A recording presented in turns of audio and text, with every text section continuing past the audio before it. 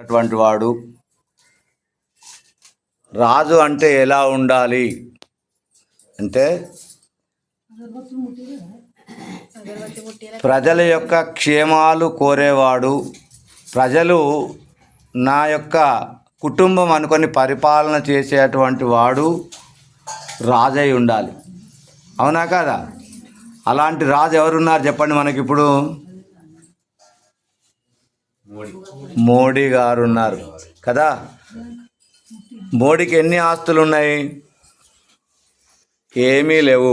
మనకున్నన్ని కూడా లేవు. వాస్తవంగా చెప్పాలంటే మనకున్నన్ని ఆస్తులు కూడా మోడీ గారికి లేవు.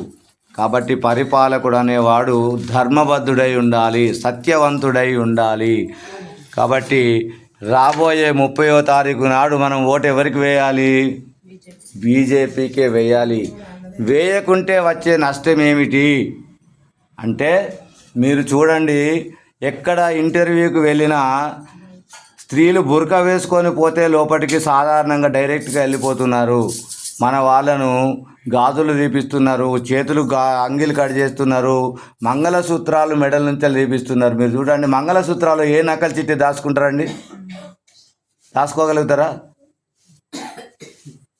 మరి ఎందుకు గాజులలో నకలు చిట్టీలు దాచుకుంటామా మనం అంటే, ప్రభుత్వాలు ప్రభువు దుర్మార్గుడు అయినప్పుడు ఎలా ఉంటుంది అంటే ఇలా జరుగుతుంది. కాబట్టి మనము ధర్మవంతమైనటువంటి నాయకుడిని మనము ఎన్నుకోవాలి.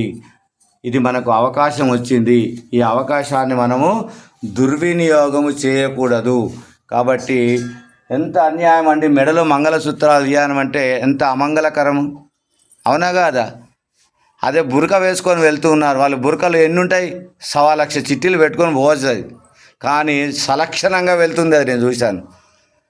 అలాంటి ప్రభుత్వం మనకద్దు. రజాకర్ల ప్రభుత్వం మనకద్దు. చూడండి, మీరు గత 1990లో కాశ్మీర్లో మైకులో అనౌన్స్ చేశారు, కాశ్మీర్ వదిలిపెట్టి వెళ్ళండి, లేదా మీరు మతం మారండి, లేదా మీ బిడ్డలను ఇక్కడ వదిలిపెట్టిపోండి అని చెప్పి అనౌన్స్మెంట్ చేశారు. ఎంత దుర్మార్గమైన మాట అది చెప్పండి. అలాంటి దుర్మార్గుల పాలన మనకు అవసరమా?